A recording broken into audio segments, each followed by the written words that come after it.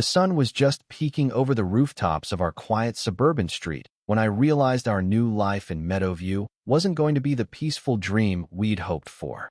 My wife, Ellen, 7 months pregnant with our first child, was attacked by the neighborhood's self-appointed guardian over a few blades of grass that dared to grow too tall. What happened next turned our world upside down, exposing a darkness in our community that no one saw coming. In just 3 minutes, everything changed forever. My name is Tom Reynolds, a 52-year-old high school principal in the small town of Crestwood, Ohio. Ellen, my wife of 15 years, is a librarian at the local community college, her warm smile and endless patience making her a favorite among students. After years of struggling to start a family, we were overjoyed when Ellen finally got pregnant.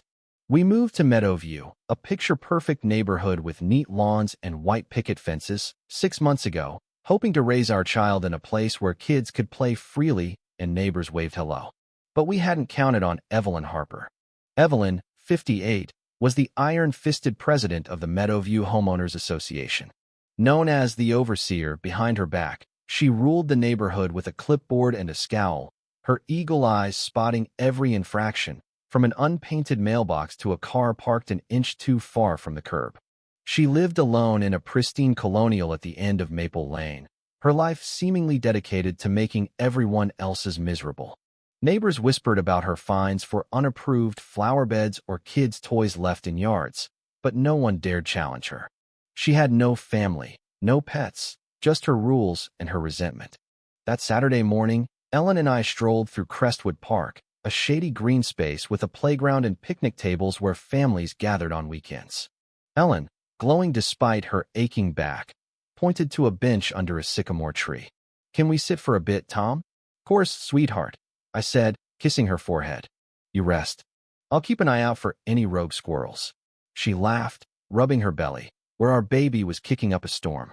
We'd chosen not to learn the gender, but I pictured a little boy or girl who'd inherit Ellen's kindness and maybe my stubborn streak. As we sat, enjoying the breeze, I noticed a figure across the park. A woman in a neon green HOA vest, clutching a clipboard, was staring at us with a look that could curdle milk. It was Evelyn Harper. I'd heard the rumors how she'd fined a widow for a faded porch light, how she'd reported a veteran's flagpole for being too tall, but I hadn't met her yet. As a principal, I dealt with tough characters daily, so I figured I could handle her. I was wrong. Evelyn marched over, her lips pressed into a thin line. "Are you Thomas Reynolds of 214 Elm Street?" she barked. "Yes, ma'am," I said, keeping my tone polite. "And you are?" "Evelyn Harper, HOA president," she declared, as if announcing royalty. "We need to discuss your violations." I blinked. "Violations?" She flipped open her clipboard. "Your grass is 1 inch too long. Your mailbox has chipped paint. Your wife's book club sign in the yard is unauthorized. And your car was parked facing west last Wednesday, against regulations." I stared, dumbfounded. "Evelyn, we've only been here 6 months. We're still settling in. Can we have a little time to fix these?" "Time?" Her voice rose, drawing glances from nearby families. "I've been monitoring your property for weeks.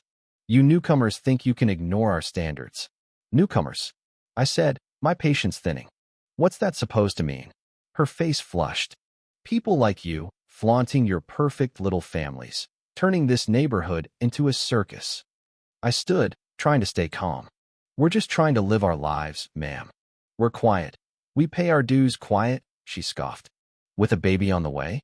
You'll ruin everything." Before I could respond, Ellen returned from the restroom, moving slowly, one hand on her back, the other cradling her belly.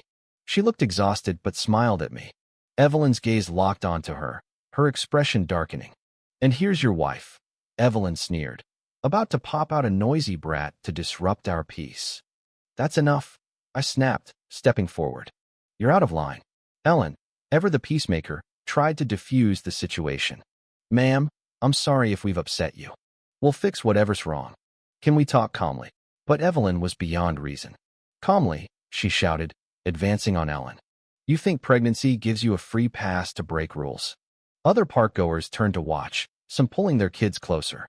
I moved to shield Ellen. "Back off, Evelyn. We're done here." But she wasn't. She raised her clipboard like a club and stormed toward Ellen. Mrs. Reynolds, she yelled. You will answer for these violations. Ellen, startled, took a step back. I don't understand. What did we do? Evelyn's voice grew shrill, listing the same petty infractions, her anger spiraling. A young couple nearby started filming on their phones. Please, Ellen said softly. I'm 7 months pregnant. Can we just pregnant? Evelyn spat. That's the problem. You think you're special because you're breeding. I grabbed Ellen's arm gently. We're leaving. But Evelyn followed, screaming, Don't walk away from me. Then, in a moment that still haunts me, she grabbed Ellen's shoulder and yanked her back. Ellen, off balance, stumbled. Respect the rules.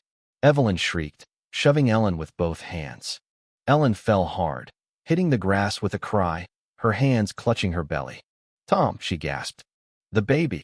I dropped to my knees beside her, panic clawing at my chest. Blood stained her dress, and my world stopped. Evelyn stood over us, unrepentant. She's faking it to make me look bad, she snapped. Rage boiled in me, but Ellen needed me more. Call 911. I shouted to the crowd. A teenage girl was already dialing, her hands shaking. An older man, a retired firefighter named Joe, ran over to help. Ellen, hang on, I whispered, holding her hand. She was pale, tears streaming down her face. It hurts, Tom. Is the baby okay? I didn't know, and that terrified me. Evelyn kept ranting, oblivious to the growing crowd. This is their fault. They're troublemakers. Joe glared at her. Lady, you just pushed a pregnant woman. What's wrong with you? I pulled out my phone and called my friend, Deputy Chief Laura Bennett, who worked with me on school safety programs. Laura, it's Tom. Ellen's been attacked at Crestwood Park. She's bleeding, 7 months pregnant. We need help now. On our way, Laura said. 2 minutes out. Sirens wailed almost immediately, a sound that cut through my fear like a lifeline. Paramedics arrived first, rushing to Ellen's side. Baby's heartbeat is steady, one said after checking her vitals, but we need to get her to the hospital. As they loaded her onto a stretcher, Laura and 3 officers sprinted across the park. The teenage girl handed over her phone, saying, I got it all on video. She shoved her for no reason. Evelyn's face paled. Give me that, she demanded, but the girl backed away. This is going to the cops. Laura knelt beside me as Ellen was lifted into the ambulance. Tom, we've got this. Go with her. I climbed in, holding Ellen's hand as the doors closed. Through the window, I saw Evelyn arguing with the officers, still acting like she was in charge. At Crestwood General Hospital, doctors ran tests for hours. Ellen gripped my hand, whispering, Please, let our baby be okay. Finally, Dr. Susan Carter came in. Good news. The bleeding was from a minor external injury, not the baby. Both are stable, but Ellen needs bed rest for a few days. Relief flooded me. Thank you, doctor. Ellen stayed overnight for observation, and I never left her side. Laura called later that evening. Tom, Ellen okay? She's stable. Baby too. What's happening with Evelyn? Laura's voice was grim. She's been arrested assault, battery, endangering an unborn child. DA's looking at more charges. And Tom, we dug into her past. She's got 3 prior assault charges from other towns, all dropped because victims were scared off. She was also fired from a city clerk job for harassing coworkers. I was stunned. How did she get elected HOA president? She's manipulative, intimidates people. But that video's gone viral. The whole town's talking. Over the next week, the story exploded. The teenager's video racked up millions of views on social media, with headlines screaming about a pregnant woman attacked over lawn rules. Neighbors, silent for years under Evelyn's reign, started speaking out. Mrs. Patel, a grandmother, shared how Evelyn fined her $300 for a non-compliant birdhouse. A young couple, the Garcias, revealed Evelyn's threats to tow their car for parking slightly off-center. Evelyn tried to defend herself on local news. I was upholding community standards, she told a reporter. So you pushed a pregnant woman? The reporter pressed. It was an accident, Evelyn stammered, but the video told a different story. The HOA held an emergency meeting, voting unanimously to oust Evelyn and ban her from future roles. New president Mrs. Patel promised a kinder, community-focused approach. 3 months later, Ellen, now 8.5 months pregnant, insisted on testifying at Evelyn's trial. I want this done before our baby comes, she said. The courtroom was packed. Neighbors, reporters, even strangers moved by the story. Evelyn's lawyer painted her as a dedicated leader who made a mistake, but the prosecution was relentless. The video, witness statements, and Evelyn's history of aggression left no room for doubt. Ellen took the stand, her voice steady despite her obvious pregnancy. My name is Ellen Reynolds. 3 months ago, Evelyn Harper attacked me in Crestwood Park because our grass was too long.